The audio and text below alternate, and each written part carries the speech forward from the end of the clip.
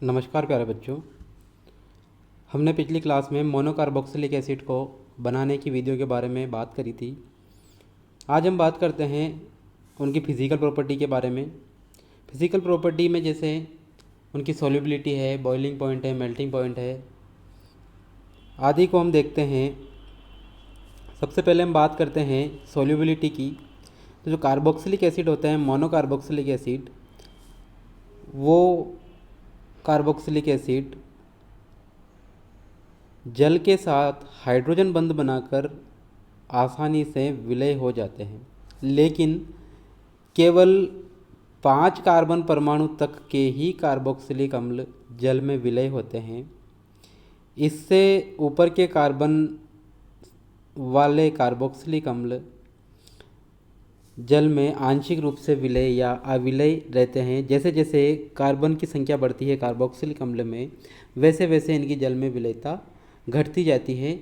इसका कारण है कि जो कार्बोक्सिलिक अम्ल में जो कार्बोक्सिलिक अम्ल समूह होता है वो ध्रुवीय प्रकृति का होता है। वो तो जल के साथ हाइड्रोजन बंध बना लेता है, लेकिन इसके अलावा कार्बोक्सिलिक अम्लीय समूह के अलावा जो एल्किल चेन बचती है या एल्किल श्रृंखला बचती है वो अध्रुवीय प्रकृति के होने के कारण जल में अविलय होती है। तो जैसे जैसे एल्किल चेन की लेंथ बढ़ेगी वैसे वैसे विलयता कम होती जाएगी, या हम कहें कि जैसे जैसे कार्बन की संख्या बढ़ेगी वैसे वैसे विलयता कार्बोक्सिलिक अम्लों की पानी में घटती जाएगी। सभी कार्बोक्सिलिक अम्ल कार्बनिक विलायकों में विलय होते हैं। कार्बनिक विलायकों में सारे ही कार्बोक्सिलिक अम्ल विलय होते हैं।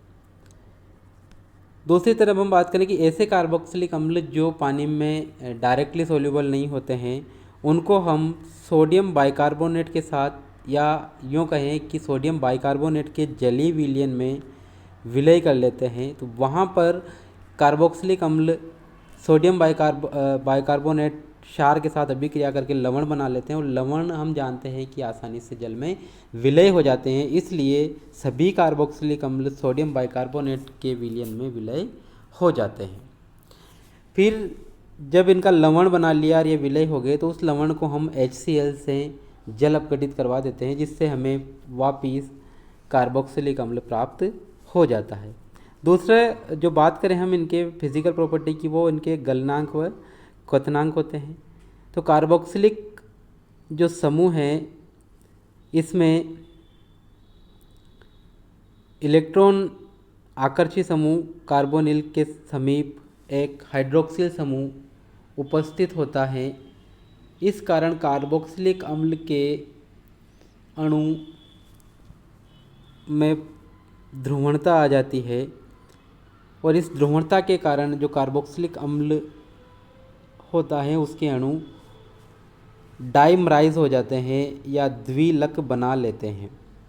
इस द्विलकी संरचना के कारण कार्बोक्सिलिक अम्ल के गलनांक और क्वथनांक इनके संगत अणुभार वाले एल्कोहल, कार्बोनिल कंपाउंड और एल्केनों से अत्यधिक उच्च होते हैं। किस कारण? कि इनमें डाइमराइजेशन हो जाता है। कार्बोक्सिलिक अम्ल के जो अणु होते हैं वो आपस में दो अणु मिलकर एक द्विलकी स्ट्रक्चर बना लेते हैं, जिसको हम एसिड का डाइमर कहते हैं।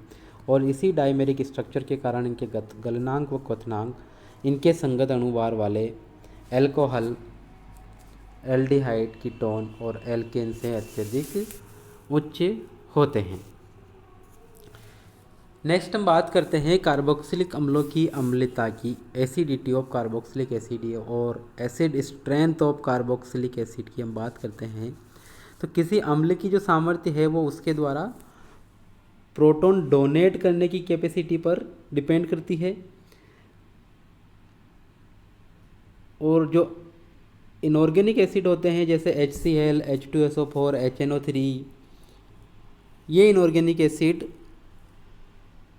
कंप्लीटली डिसोसिएट होते हैं पानी में, या हम कहें कि ये प्रबल अम्ल होते हैं तो ये आसानी से प्रोटॉन त्याग देते हैं। जबकि जो कार्बोक्सिलिक अम्ल होते हैं वो दुर्बल प्रकृति के होते हैं। दुर्बल से मतलब है कि जल में पूर्ण रूप से वियोजित नहीं होते हैं, तो ये आसानी से प्रोटॉन नहीं त्यागते हैं as compare to inorganic acid, क्योंकि इनऑर्गेनिक एसिड प्रबल एसिड होते हैं और कार्बोक्सिलिक एसिड दुर्बल होते हैं। अब इनकी जो एसिडिटी है वो निम्न कारकों से निकाल सकते हैं। एक पहला होता है एसिडिटी कांस्टेंट या अम्ल का वियोजन स्थिरांक। कार्बोक्सिलिक अम्ल को जल में घोलते हैं तो अम्ल बहुत ही कम मात्रा में वियोजित होता है। हमने कहा था कि दुर्बल एसिड होते हैं तो इनका जो डिसोसिएशन होता है वो बहुत ही कम होता है। तो जब इसको पानी के साथ हम मिलाएंगे या वाटर के साथ रिएक्शन करवाएंगे तो यहाँ पर एक रिएक्शन होगी जिसमें कार्बोक्सिलेट आयन बनेगा और कार्बोक्सिल एसिड अपना प्रोटॉन वाटर मॉलिक्यूल को देकर हाइड्रोक्सियम आयन बनाएगा। जब इस पे हम law of mass action apply करते हैं तो K equilibrium is equal to carboxylate ion हाइड्रोक्सियम ion upon carboxylic acid और वाटर। यहाँ पर जो कोष्टक लगाया गया है, बड़ा कोष्टक, ये इनकी कंसंट्रेशन को शो करता है, सांद्रता को दर्शाता है, और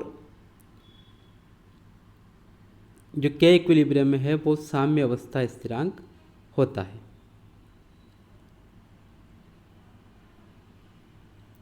अब यहाँ पर हम देख सकते हैं कि जो अम्ल का वियोजन स्थिरांक है या अम्लीयता स्थिरांक है के, जिसको हम के एसिड के से डिनोट करते हैं, उसको हम निम्न संबंध द्वारा या जो दिया गया है इस संबंध के द्वारा प्रेजेंट कर सकते हैं। के ए बराबर के इक्विलिब्रियम H2O को हम, क्योंकि H2O के कंसंट्रेशन में कोई चेंज नहीं होता है इसलिए हम उसको समीकरण से के की तरफ मल्टीप्लाई कर देते हैं, क्योंकि H2O की जो सांद्रता है उसमें कोई चेंज नहीं होता, उसमें हाइड्रोजन आयन की और OH माइनस आयन की जो कंसंट्रेशन है वो एकदम बराबर होती है, तो उसका कोई योगदान नहीं रहता है। तो हम के ए बराबर आर या carboxylate ion into hydroxium ion upon carboxylic acid. इस अभिक्रिया में जल अधिक में होने के कारण जल की सांद्रता में कोई परिवर्तन नहीं होता है, इसलिए जल को हम उपरोक्त पद से हटा सकते हैं, जो हमने यहाँ पे इस इक्वेशन में हटा दिया है। तो हम डायरेक्टली के जो है कार्बोक्सिलिक एसिड का जो वियोजन स्थिरांक है उसको हम carboxylate ion हाइड्रोक्सियम ion upon carboxylic अम्ल, तो उत्पादों की सांद्रता बटा अवियोजित अम्ल की सांद्रता को हम या हम कहें कि उत्पादों की सांद्रता व अवियोजित अम्ल की सांद्रता के अनुपात को हम अम्ल का वियोजन स्थिरांक के कहते हैं।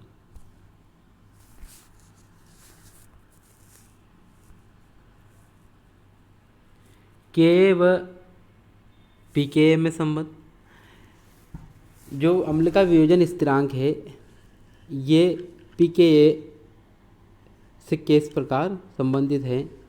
तो हम जानते हैं कि के और पीके एक दूसरे के इन्वर्सली प्रोपोर्शनल होते हैं। तो पीके बराबर log 1 अपॉन के होता है, या हम लिखें पीके बराबर माइनस log के ए, या डायरेक्टली हम कहें कि के के व्युत्क्रम के लघु गणक को पीके कहते हैं।